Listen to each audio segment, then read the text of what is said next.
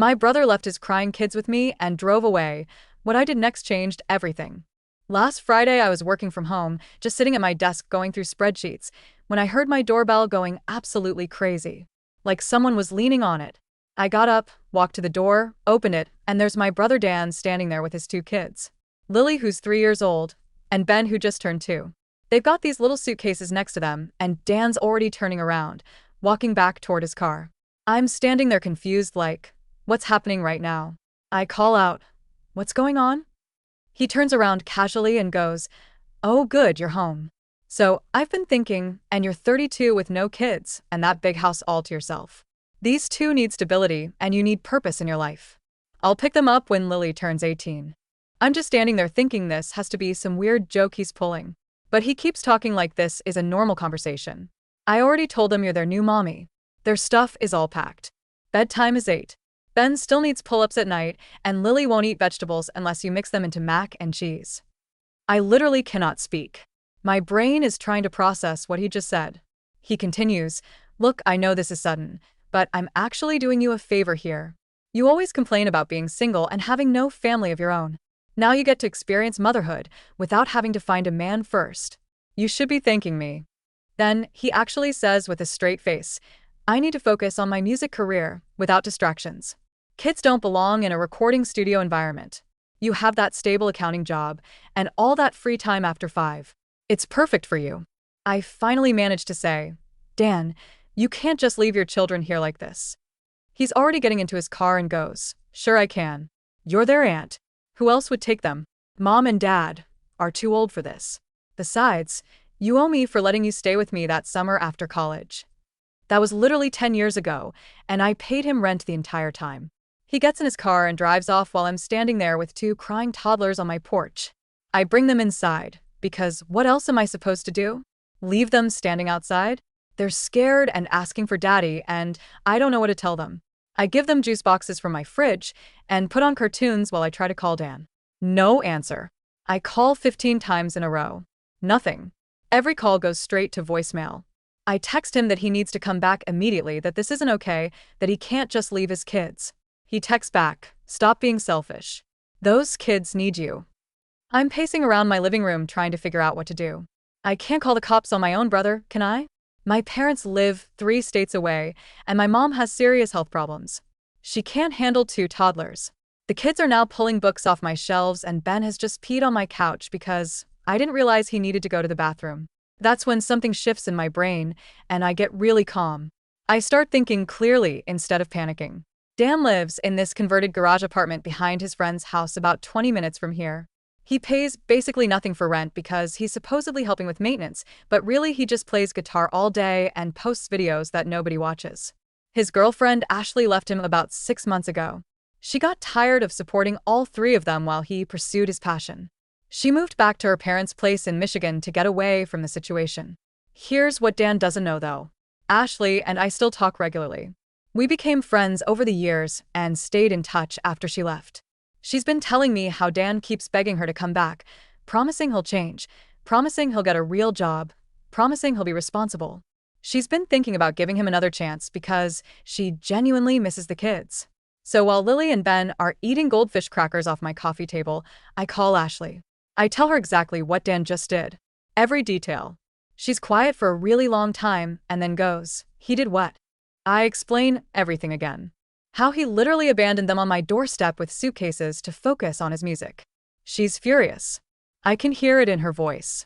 I've been killing myself working double shifts, thinking maybe he's finally growing up and he dumps the kids on you. Then she says something that makes me smile for the first time all day. You know what? Bring them here. All their stuff too. My parents have been dying to meet their grandkids anyway. Ashley's parents are loaded. Like own 3 businesses, huge house loaded. They've been begging Ashley to move back home permanently, and they've already set up rooms for the kids in case she ever got custody. So, I make a decision right there. I pack both kids into my car with all their stuff. Dan didn't even pack them enough clothes, just random mismatched things thrown into suitcases like he did it in 5 minutes. The drive to Michigan takes 6 hours. I have to stop 4 times for bathroom breaks and snacks. Ben throws up twice in the back seat. Lily cries for daddy for the first 3 hours straight. It's one of the longest drives of my life. When we finally get there, it's almost midnight. Ashley's waiting outside with her parents despite the late hour. Her mom immediately scoops up Ben, and her dad picks up Lily. They're so happy to see the kids, and the kids remember Ashley and run to her. Ashley looks at me and goes, "Dan's about to learn what consequences are." Ashley's parents, Iris and Dominic, bring us all inside. Their house is huge, way bigger than I expected even knowing they have money. The living room has these soft couches, and there are toys already set up in the corner like they've been waiting for this moment. Iris takes Ben straight to the kitchen for some milk while Dominic carries Lily upstairs to show her the room they prepared. I'm just standing there with my overnight bag feeling like I might fall over from exhaustion. The drive was so long and my brain won't stop going over everything that happened. Ashley touches my arm gently and tells me to sit down. She brings me water, and we just sit there for a minute while her parents handle the kids. I can hear Lily upstairs saying something about a big bed, and Dominic's voice is so gentle with her. Ben is in the kitchen with Iris, and he's not crying anymore. After about 20 minutes, both kids are in pajamas, and Iris reads them a story in the room upstairs. They fall asleep so fast, probably exhausted from the long day and all the crying. Ashley and I go back downstairs and just sit at the kitchen table. She makes tea even though neither of us really drinks tea. We're both too wired to sleep yet. She tells me she's been thinking about going for custody for months now. Dan kept promising he'd get his act together, and she kept believing him because she wanted the kids to have their dad in their lives. But he never actually changed. He'd get a job and quit after 2 weeks. He'd promised to help more with the kids and then spend all day recording guitar videos. She supported all 3 of them for almost 2 years before she finally left. She moved back here 6 months ago, and it's been killing her being away from Lily and Ben. Her parents have been telling her to fight for custody, but she felt guilty, like maybe she was being selfish for wanting them when they had their actual dad. I tell her what Dan did isn't normal behavior. Normal parents don't dump their kids on someone's doorstep and drive away. She starts crying and says she knows, but she kept hoping he'd wake up and realize what he had. Now she's done hoping. She tells me her parents already talked to a family lawyer a few weeks ago just in case things went this direction. They knew something like this was coming eventually. We talk until almost 3 in the morning. I finally go to the guest room and pass out immediately. The next morning I wake up to voices downstairs and the smell of food cooking. I check my phone and it's almost 9. I never sleep that late. I go downstairs and Iris is making this huge breakfast spread. Eggs, bacon, pancakes, cut up fruit in little bowls. The kids are already at the table in booster seats. Lily has a plate with pancakes and I see green stuff mixed in, and she's eating them without complaint. I ask what that is, and Iris says it's spinach pancakes. She just blends spinach into the batter and adds a little honey. Lily is eating them without any fight at all. Ben has scrambled eggs with cheese and little pieces of broccoli mixed in, and he's shoveling it in his mouth happily. I sit down, and Iris gives me a plate too. Ashley comes in from the backyard where she was on the phone. She sits next to me, and we all eat together like a real family. The kids are so calm compared to yesterday. They're not whining or throwing food or hitting each other. Lily asks if they can go play outside after breakfast, and Iris says yes. Ben drinks his milk without spilling it everywhere.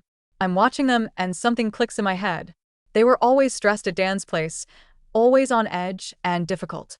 I thought that was just how toddlers behaved, because I don't have kids of my own. But they're different here already. Relaxed. They feel safe. Ashley sees me watching, and she knows exactly what I'm thinking. After breakfast, Dominic comes in from his home office. He sits down with his coffee and asks me about the drive. I tell him it was long but manageable. Then he says he wants to help with the situation. He tells Ashley he'll pay for whatever lawyer she needs, whatever it costs. He says he's been wanting to do this for months, but Ashley tried to wait and see if Dan would step up on his own.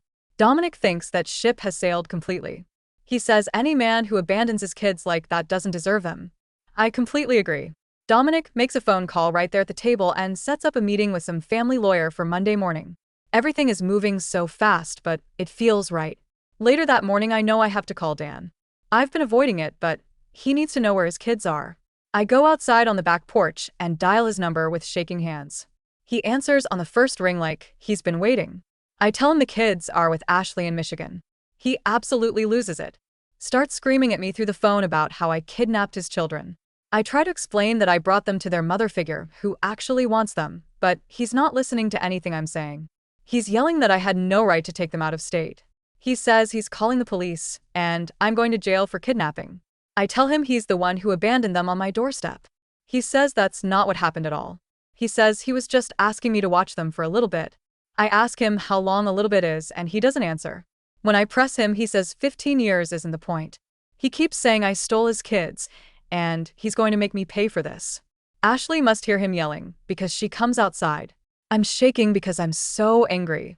She takes the phone from me. She tells Dan exactly what she thinks of him.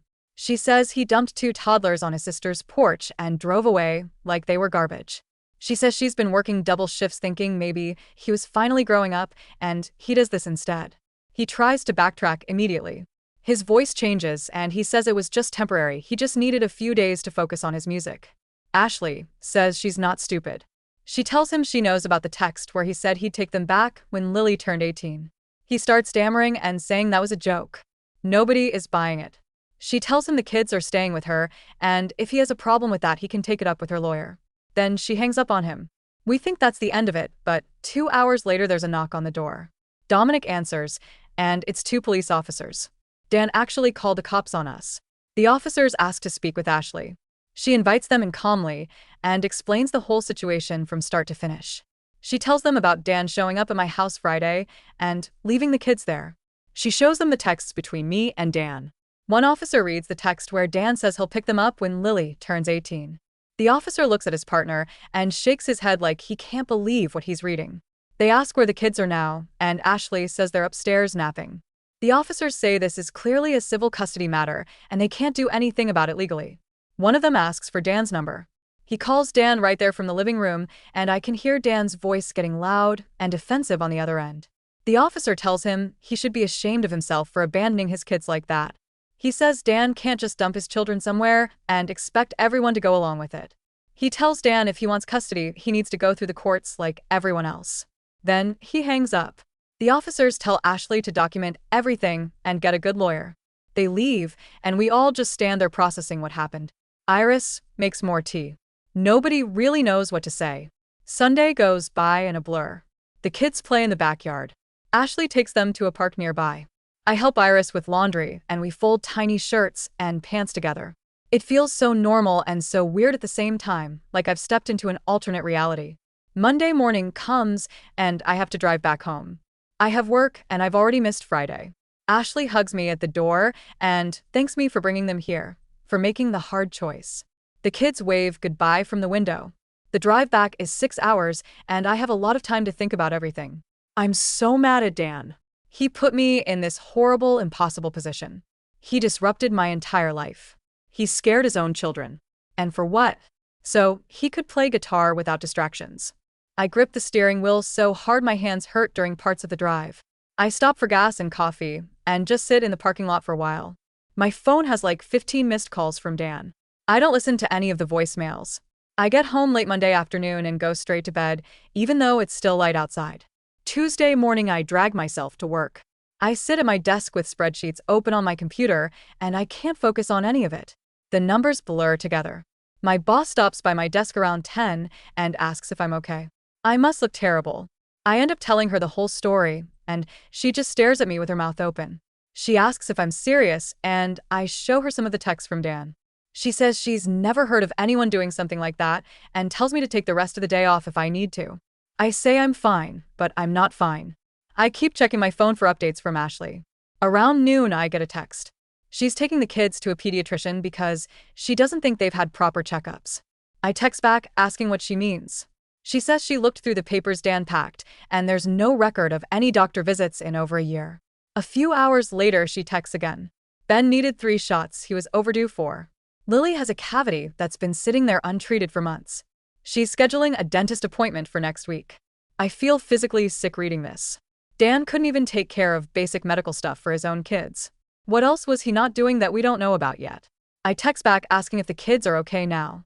She says they're fine, but the doctor was definitely concerned about the neglect. She's documenting everything for the lawyer. Dan won't stop calling and texting me.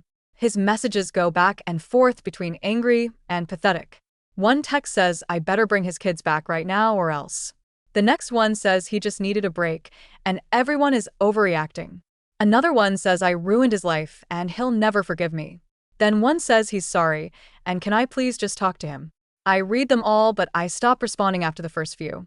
Every conversation with him just goes in circles, and he never takes responsibility for anything. It's always someone else's fault in his mind. I'm done with it. I block his number Wednesday night after he calls me 17 times in a row. Ashley says he's doing the same thing to her, but she blocked him days ago. Her lawyer told her not to engage with him at all. Everything needs to go through legal channels now. The kids are safe, and that's what matters most. Dan made his choice when he drove away from my house. Now he gets to live with the consequences. Thursday morning, I wake up to a text from Ashley saying her parents hired a lawyer. Some woman named Piper Frost who specializes in custody cases. I'm making coffee when Ashley calls and puts me on speaker so I can hear what Piper is telling them. The lawyer talks fast and direct. She says Dan can't legally just give away his parental rights like that. What he did could be considered child abandonment under Michigan law. She's already drafting paperwork for emergency temporary custody. Ashley's parents are sitting right there, and I can hear Iris asking questions about timelines and what documentation they need. Piper tells them to save every text message, every missed call, every piece of evidence showing Dan's pattern of neglect. I tell them about the medical records Ashley found, the missed shots and the cavity. Piper says that's perfect documentation and to keep gathering everything they can. The call ends, and I sit there with my coffee getting cold. This is really happening. Dan is about to face actual legal consequences for what he did. 2 days later, I'm working from home again when my phone rings. It's my mom. I almost don't answer because I know Dan got to her first. She starts talking before I can even say hello. She's upset with me for interfering in Dan's life. She thinks I should have just kept the kids in my house like Dan wanted. She says family helps family, and I'm making everything worse by getting Ashley involved. I let her talk for a minute, and then I cut her off. I explained that Dan didn't ask me to babysit for a weekend. He literally abandoned his children on my doorstep and drove away. He told me he'd pick them up when Lily turned 18. He left them crying and scared, and then ignored my calls. My mom goes quiet. I keep talking. I tell her about the medical neglect, the missed vaccines, the untreated cavity. I tell her Dan wasn't asking for help. He was dumping his responsibility because he wanted to focus on his music career that's going nowhere. She doesn't say anything for a long time. Then she admits she knew Dan was struggling, but she didn't realize it was this bad. She thought maybe he was just overwhelmed and needed a break. I tell her this wasn't a break. This was abandonment, pure and simple. My dad gets on the phone. He's calmer than mom. He says Dan has always been irresponsible, but this crosses a serious line. He remembers all the times Dan quit jobs or bailed on commitments over the years. He says he wishes he and mom could help more, but with mom's health issues, they can't take on 2 toddlers. I tell him I understand completely and that Ashley is doing an amazing job. The kids are safe and happy. Dad says he's proud of me for making the hard choice to get them somewhere stable. After we hang up, I feel exhausted. My own parents almost took Dan's side without knowing the full story. That afternoon, Ashley sends me videos. The first one shows Lily on a huge swing set in the backyard laughing and kicking her legs. The second video is Ben chasing bubbles that Dominic is blowing, giggling and stumbling around trying to catch them. Both kids look happier than I ever saw them at Dan's apartment. Their faces are relaxed and open. They're not scared or stressed anymore. I watched the videos 3 times in a row. This is what normal childhood is supposed to look like. This is what they deserved all along and never got with Dan. The following Wednesday, Ashley texts me that Child Welfare Services contacted her. Dan filed a complaint claiming she kidnapped his kids. She has to explain the whole situation to a caseworker named Bodie Holloway. She's nervous about it, but Piper told her to be completely honest about everything. The next day, Bodie comes to evaluate Ashley's living situation. Ashley texts me updates throughout the visit. He interviews her parents, tours the house, sees the kids' rooms. He watches Ashley interact with Lily and Ben. He asks about Dan's history, and Ashley tells him everything. The 6 months she supported everyone while Dan played guitar. The times he forgot to feed the kids or got annoyed when they interrupted his recording sessions. Bodie takes notes on everything. Ashley says he seems professional but not cold, like he's seen cases like this before and knows what real neglect looks like. At the end of the visit, he tells Ashley the kids are clearly in a stable, safe environment. He'll include that in his official report. 2 days later, Dan shows up at Ashley's parents' house unannounced. Ashley calls me right after it happens, still shaking from the confrontation. She says Dan just appeared at the front door demanding to see his kids. Dominic was the one who answered, and he stood on the porch and told Dan he could see them with supervision only. Dan tried to push past him, but Dominic is a big guy and he didn't budge. Dan started yelling about his rights as a father. Dominic told him he gave up those rights when he abandoned them. Dan backed down, but kept shouting from the driveway. The neighbors came out to see what was happening.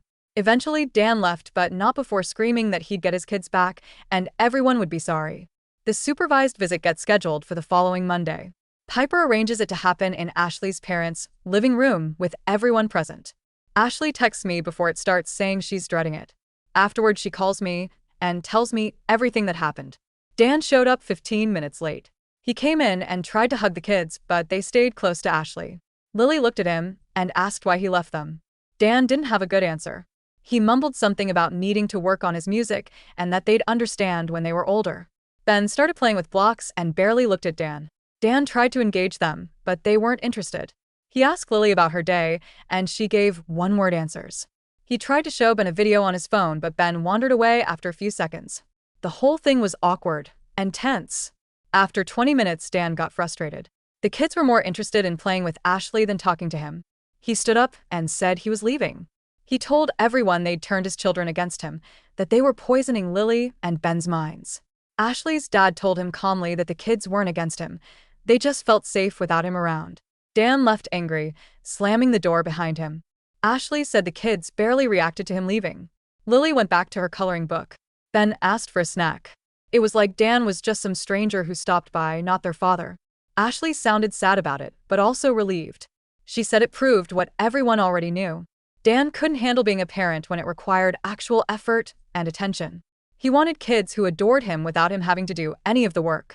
The next morning, Piper calls Ashley and tells her they need to move fast on emergency custody.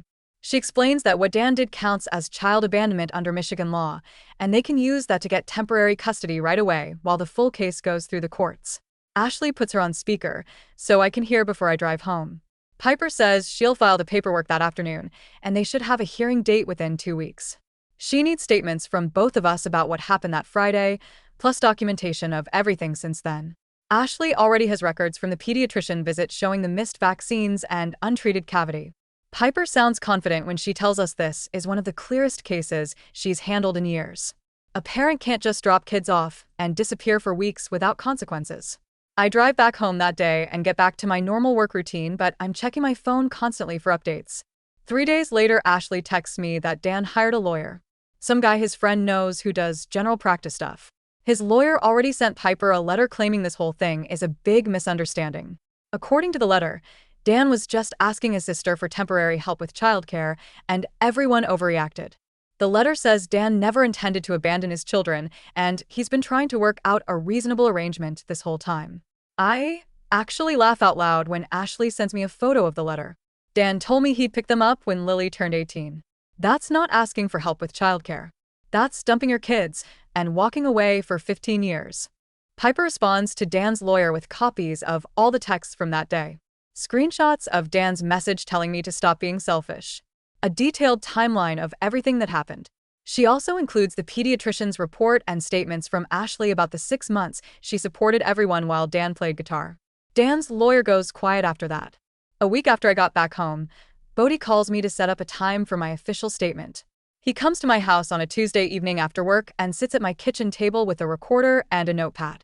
He asks me to describe exactly what happened that Friday, starting from when I heard the doorbell.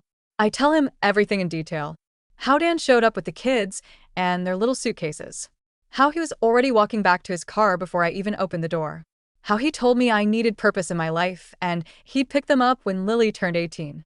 Bodhi doesn't interrupt, just takes notes and nods. I describe how Dan said kids don't belong in a recording studio environment and he needed to focus on his music career. How he brought up me staying with him 10 years ago, like I owed him something. How he drove away while his kids were crying on my porch. Bodhi's expression gets more serious as I talk. He asks specific questions about what Dan said word for word. He asks if Dan seemed impaired or having a mental health crisis.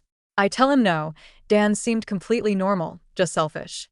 He was calm and matter-of-fact about leaving his kids, like he'd made a rational decision and expected everyone to go along with it. Bodhi asks about my relationship with Dan, before this happened. I explained that we were never super close, but we got along okay.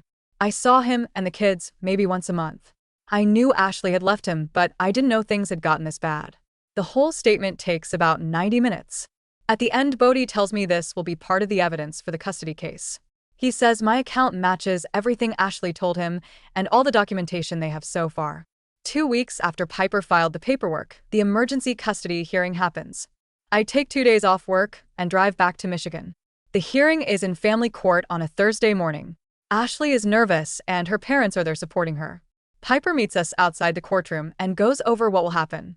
The judge will hear from both sides and look at the evidence, then decide on temporary custody until the full case can be heard in a few months. Dan shows up 15 minutes late with his lawyer. He's wearing jeans and a wrinkled button-down shirt that looks like he slept in it. His lawyer looks annoyed that he's late. We all go into the courtroom, and it's smaller than I expected. Just the judge's bench, a table for each side, and a few rows of seats in the back. The judge is a woman probably in her 50s who looks tired before anything even starts. Piper presents our case first. She walks the judge through everything that happened, starting with Dan showing up at my door.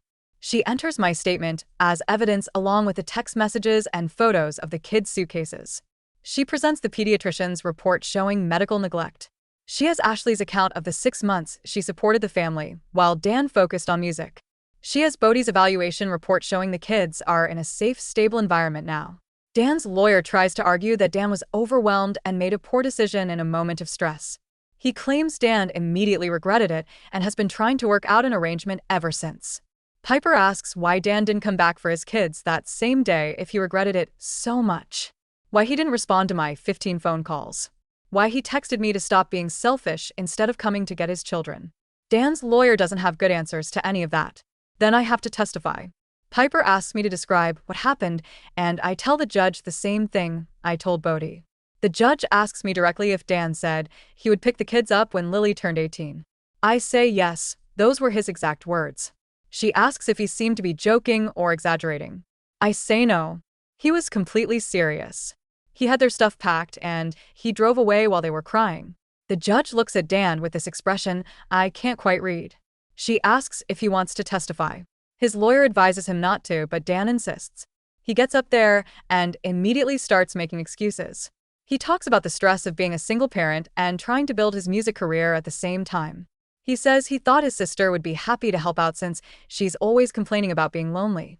The judge cuts him off and asks if he told me I needed purpose in my life. Dan admits he said something like that. She asks if he told me he'd pick up his kids when Lily turned 18. Dan tries to claim he was being dramatic and didn't mean it literally. The judge doesn't look convinced at all. She asks why he didn't come back that same day. Dan says he thought I would call him when I calmed down and we could talk reasonably about it. The judge asks why he didn't answer my 15 phone calls. Dan doesn't have an answer for that one. The whole hearing takes about 2 hours. At the end, the judge says she's granting Ashley temporary custody immediately. She says Dan's actions constitute child abandonment and the children's welfare requires them to remain in their current stable environment. Dan sits there looking genuinely shocked, like he didn't think there would be actual consequences. His lawyer tries to argue for immediate visitation rights, but the judge shuts that down fast. She orders supervised visits only until full evaluation is done. She wants reports from a court monitor about Dan's interactions with the kids. She sets a date for the full custody hearing 3 months out. Dan's face goes red, and he starts to stand up, but his lawyer pulls him back down. After the judge leaves, Dan corners me in the parking lot. He's furious, asking why I'm doing this to him. I tell him I'm not doing anything.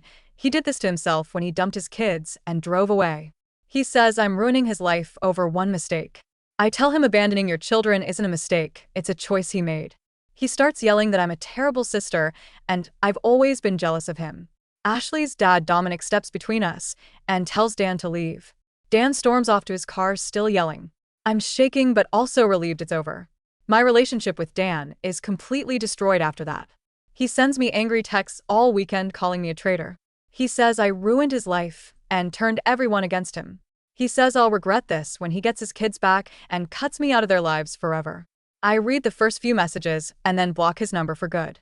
I'm done with his manipulation and blame shifting. He had chance after chance to be a decent father, and he chose his music career every single time instead. 3 weeks after the custody hearing, Ashley calls me one evening sounding emotional. She tells me the kids are starting to call her mama now. It happened naturally. Lily said it first when Ashley was putting her to bed, and then Ben copied her the next morning. Ashley cried happy tears when she told me about it. She says her parents are amazing grandparents. They take the kids to the park every afternoon when the weather is nice. They read bedtime stories every single night. They've set up a playroom in one of the spare bedrooms with toys and books and art supplies. The kids have a routine now with regular meal times and bedtimes. They're not scared or anxious anymore like they always were before. I visit Michigan again 4 weeks after the custody hearing, and I'm amazed at how much Lily and Ben have changed in such a short time. They're calmer, sleeping through the night, eating better. Lily doesn't cry for Dan anymore at all.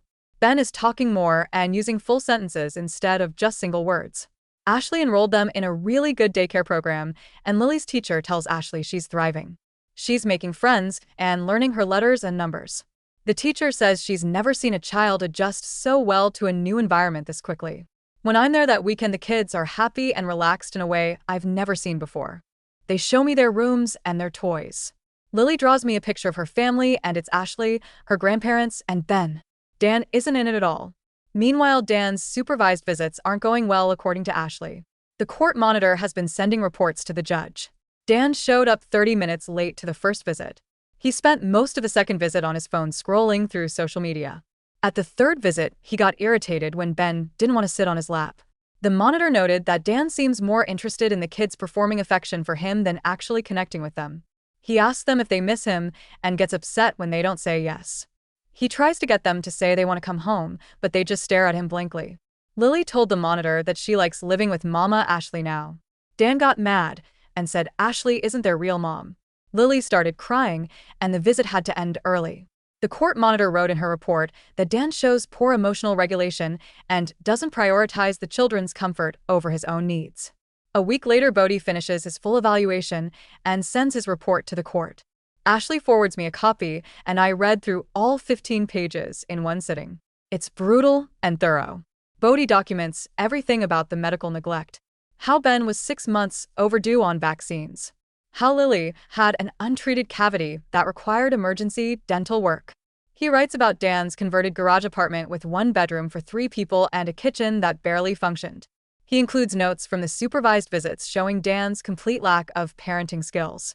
How he doesn't know what foods his kids like or what their bedtime routine should be. The worst part is the section about Dan's priorities, where Bodhi writes that Dan consistently puts his music career ahead of his children's basic needs and shows no understanding of why this is harmful.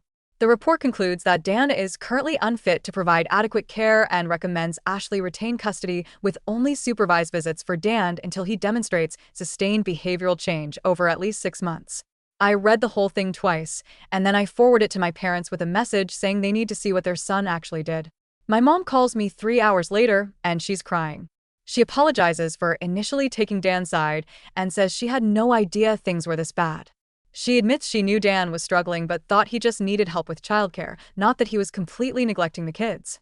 My dad gets on the phone, and he sounds angry in a way I've never heard before. He tells me he's ashamed of Dan and offers to testify in court about Dan's history of avoiding responsibility if it would help Ashley's case. He brings up things from years ago. How Dan quit every job after a few months. How he borrowed money from them constantly and never paid it back. How he always had an excuse for why nothing was ever his fault. My mom says she's going to call Ashley directly to apologize and ask what she can do to help. 2 days later, Ashley tells me my mom called and they talked for over an hour. My mom apologized for doubting her and said she fully supports Ashley getting full custody. She even offered to visit Michigan to see the kids in their new home, which Ashley agreed to. Meanwhile, Dan's lawyer contacts Piper trying to work out some kind of deal. The lawyer suggests that if Dan completes a 12-week parenting class and does therapy, he should get the kids back with a transition plan. Piper calls Ashley to discuss this offer, and Ashley puts her on speaker, so I can hear. Piper actually laughs when she explains the offer and says, "Absolutely not. These children are not bargaining chips." She tells Ashley the lawyer is trying to avoid a full custody battle because they know Dan's case is terrible. Piper says Dan needs to prove sustained change over time, not just check boxes on a list. And even then, he'd need to start with supervised visits and work his way up over months or years. Ashley agrees immediately and tells Piper to reject the offer completely. The lawyer calls back trying to negotiate, but Piper shuts it down. For weeks after Dan dumped the kids on my doorstep, he makes his biggest mistake yet. He posts on Facebook about how his family betrayed him and kept him from his children. The post is long and rambling, talking about how he's a good father who just needed temporary help and everyone turned against him.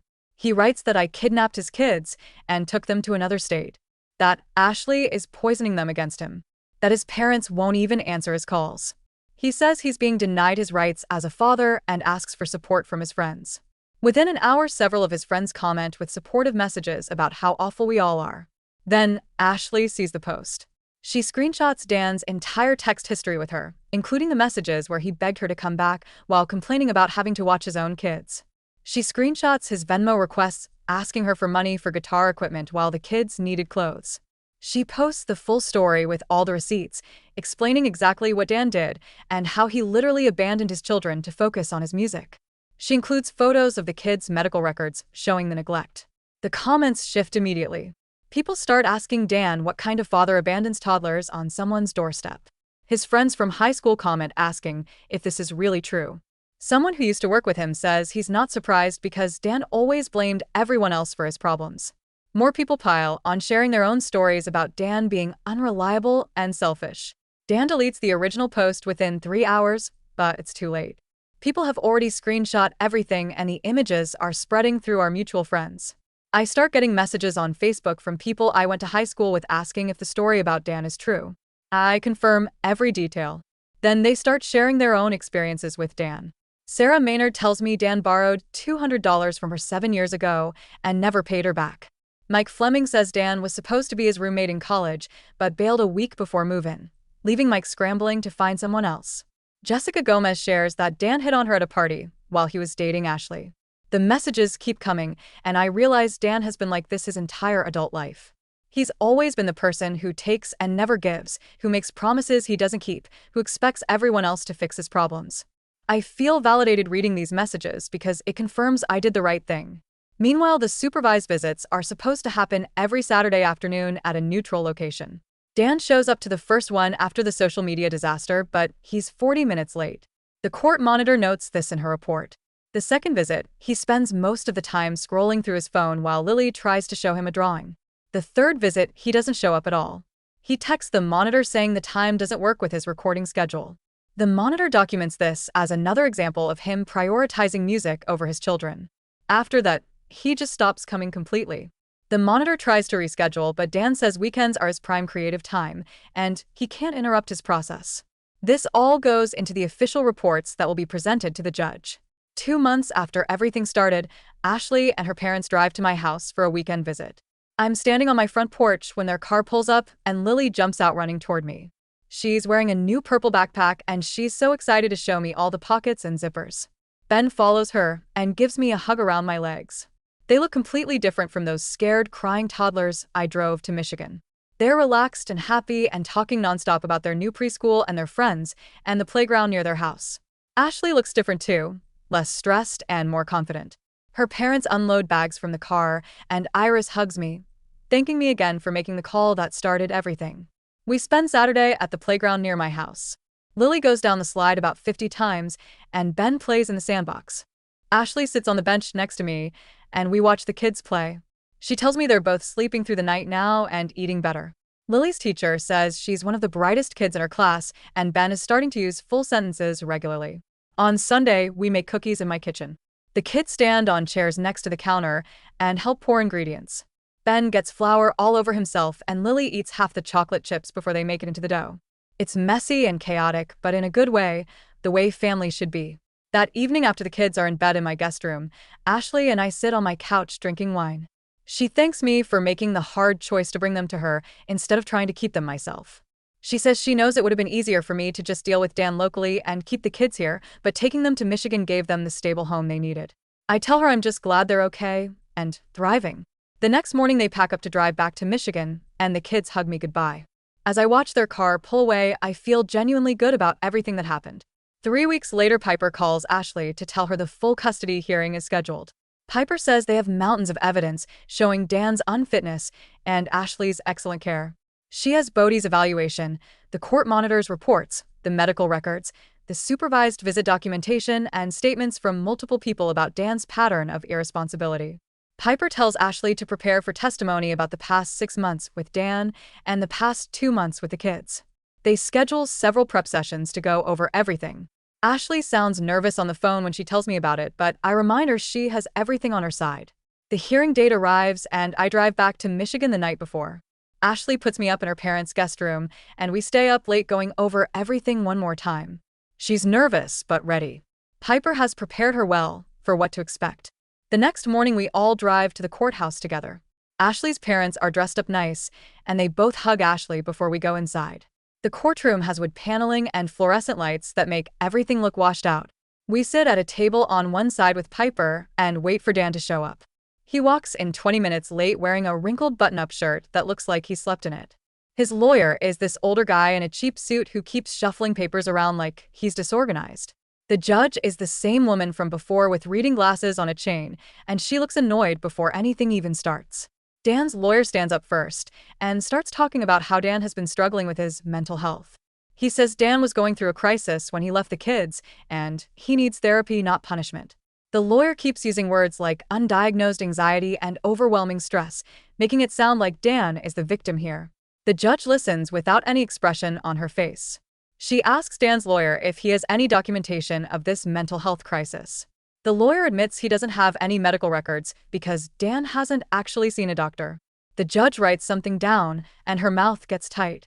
Then it's my turn to testify. I walk up to the witness stand and put my hand on the Bible and swear to tell the truth. Piper asks me to describe what happened that Friday, and I tell the whole story again. This time, I don't just talk about the abandonment. I talk about how Dan has always avoided responsibility his whole life. I tell the judge about the time he quit 3 jobs in 1 year because he didn't like his managers. I describe how he borrowed money from our parents and never paid it back. I explain how he's been trying to be a musician for 10 years, but he's never actually finished recording an album or played a real paid gig. The judge starts asking me questions directly. She wants to know about Dan's employment history, and I have to admit I don't think he's had a steady job in at least 2 years. She asks about financial support for the kids, and I tell her Ashley was paying for everything when they were together. She asks if Dan ever took the kids to doctor appointments, and I say I don't think so based on what Ashley told me. Dan is sitting at his table getting red in the face while I talk. His lawyer objects a few times, but the judge overrules him. When I'm done testifying, I go back to sit with Ashley, and she squeezes my hand. Then Ashley takes the stand. She looks scared, but she keeps her voice steady. Piper asks her about the 6 months before she left Dan, and Ashley describes it all in detail. She talks about working double shifts as a waitress, while Dan stayed home supposedly watching the kids. She explains how she'd come home at midnight after being on her feet for 10 hours and find the kids still awake because Dan was in the garage recording videos. She tells the judge about finding Lily and Ben in dirty diapers because Dan got too focused on mixing his guitar tracks. She describes the morning she found an empty fridge because Dan spent the grocery money on a new microphone. Ashley starts crying when she talks about Ben, asking why Daddy doesn't play with them anymore. The judge hands her a tissue box and tells her to take her time. Ashley pulls herself together and keeps going. She tells the judge about Dan's 30 followers on his music channel. She explains how he'd spend hours editing videos that got maybe 5 views. She describes begging him to get a real job and him saying she didn't believe in his dreams. By the time Ashley is done testifying, Dan looks like he wants to disappear. The judge calls a 10-minute recess, and we all go out into the hallway. Ashley's mom hugs her and tells her she did great. Then the pediatrician testifies. She's a young doctor with her hair in a bun, and she has Ben and Lily's medical records with her. She points out all the missed vaccine appointments. She shows the judge photos of Lily's untreated cavity that got so bad it needed emergency dental work. She explains that Ben was underweight for his age when Ashley first brought him in. The judge asks if this level of medical neglect is common, and the pediatrician says no, most parents are much more attentive. After her comes the daycare director from Dan's area. She's an older woman who looks tired, and she doesn't hold back. She testifies that Dan was frequently late for pickup, sometimes by hours. She describes the time he forgot to pick up Ben completely, and they had to call the emergency contact at 10 at night. She tells the judge about the days Dan would drop the kids off without their lunch or extra clothes. She says the staff started keeping spare supplies just for Lily and Ben because Dan was so unreliable. Dan's lawyer tries to cross-examine her, but She just repeats the same facts. Then Dan has to testify. He walks up to the stand looking defensive, and his lawyer asks him softball questions. Dan starts talking about how hard it is to be a single dad. He blames Ashley for leaving him when he needed support. He says his sister overreacted by taking the kids to Michigan. He claims he only meant for them to stay with me for a few days while he got his head together. The judge interrupts him and asks directly why he told me he'd pick them up when Lily turned 18. Dan stammers and says he was joking. The judge asks if he thinks abandoning toddlers is funny. Dan starts backtracking and saying he was stressed and didn't mean it that way. The judge asks about his employment, and Dan admits he doesn't have a regular job right now. She asks how he's supporting himself, and he says he does odd jobs and gets help from friends. She asks about the music career, and Dan gets animated talking about his vision and his sound. The judge lets him go on for a minute, then cuts him off. She asks how many paid gigs he's had in the last year. Dan says none, but he's building his online presence. She asks how much money he's made from his music. Dan admits it's zero. The judge asks how he planned to support 2 children with no income. Dan starts saying that's why he needed them to stay with his sister, who has a good job. The judge tells him that's not how parenting works. Dan gets frustrated and starts saying everyone is against him. He says Ashley poisoned the kids against him. He blames me for interfering. He says his parents never supported his dreams. The judge tells him to stop blaming everyone else and take responsibility for his own actions. Dan keeps arguing, and the judge warns him she'll hold him in contempt if he doesn't calm down. Dan finally shuts up, but he's breathing hard and glaring at everyone. The judge calls another recess, and this one lasts 30 minutes. We sit in the hallway, and nobody talks much. Ashley's dad gets us all coffee from a vending machine. When we go back in, the judge has clearly made her decision. She goes through everything point by point. She talks about the abandonment and Dan's lack of employment. She mentions the medical neglect and the daycare incidents. She discusses Dan's inability to take responsibility and his focus on music over his children. Then she announces her ruling. Ashley gets full legal and physical custody of both kids. Dan can have supervised visitation, but only if he completes parenting classes and maintains steady employment for 6 months. The judge makes it clear that supervised means a professional monitor, not just a family member. She sets up a schedule for Dan to prove he's making changes before he can even request more access. Before the judge even finishes reading the order, Dan stands up and storms toward the door. His lawyer tries to stop him, but Dan shoves past and leaves the courtroom. His lawyer apologizes to the judge and says his client is having trouble accepting the consequences of his choices. The judge looks unimpressed and tells the lawyer to get his client under control. Then she signs the custody order and hands it to Piper. Ashley starts crying the second it's official. Her parents are hugging her, and Iris is crying too. Dominic shakes Piper's hand and thanks her. Piper tells Ashley this was one of the clearest custody cases she's ever handled. She says Dan made it easy by being exactly who everyone said he was. We all go out for lunch after, and Ashley can barely eat because she's so relieved. 3 months later, I drive to Michigan for Thanksgiving. The leaves are all gone from the trees, and there's frost on the ground when I pull up to Ashley's parents' house. Before I even get out of my car, Lily comes running out the front door, wearing a little sweater with a turkey on it. She jumps up and down yelling that Auntie is here. Ben follows her, and he's gotten so much bigger. They both hug me and drag me inside to show me everything. The house smells like turkey and pie, and Ashley's mom is in the kitchen with an apron on. Ashley comes out of the living room, and she looks completely different from that stressed person I drove to Michigan months ago. The kids are calling her mama now without any hesitation. They call Iris and Dominic grandma and grandpa, and it sounds natural. We all sit down for dinner, and the table is huge with so much food. Lily tells me about her preschool and how she can write her name now. Ben shows me a picture he colored of a turkey. The whole house feels like a real family home, warm and stable and full of love. After dinner, I help clean up, and Ashley tells me the kids barely mention Dan anymore. She says they're sleeping through the night and eating well, and their teachers say they're thriving. That evening, I call my parents to check in. My mom answers, and she sounds sad. She tells me Dan didn't show up for Thanksgiving at their house. She says she cooked his favorite dishes hoping he'd come, but he never called or texted. My dad gets on the phone, and he's less sympathetic. He says Dan needs to grow up and face what he's done. He tells me he's proud of how I handled everything, and that Ashley is doing a great job with the kids. My mom admits she's not surprised Dan didn't show up. She says he's always run away when things get hard, and maybe this time he'll finally learn something. I tell them about Lily and Ben at dinner and how happy they are. My mom cries a little, but she says she's glad they're okay. Before I hang up, my dad says those kids are better off, and sometimes the hardest thing is accepting that your own child isn't capable of being a parent. I sit in Ashley's guest room that night thinking about how everything worked out. Dan made his choice when he drove away that day. We all made ours by putting those kids first. Sitting there at that Thanksgiving table watching Lily and Ben laugh and play, I realized something important. Dan actually gave me something by being so terrible.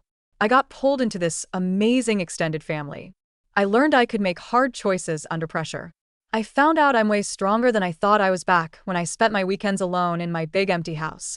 I would never thank Dan for what he did to those kids, but I can admit that my life is richer now because I was forced to step up. My life has this rhythm now that feels right. I work my accounting job during the week, visit Michigan once a month, video chat with the kids every few days. Lily shows me her artwork, and Ben makes me watch him do somersaults. Ashley sends me updates about preschool and doctor appointments. The kids are safe and loved with everything they need. Ashley turned out to be an incredible mom with her parents backing her up. I'm the aunt who helped make it all happen. The one who drove 6 hours that first night instead of trying to handle everything alone. Dan made his choice when he drove away from my house that Friday. He picked his music over his children.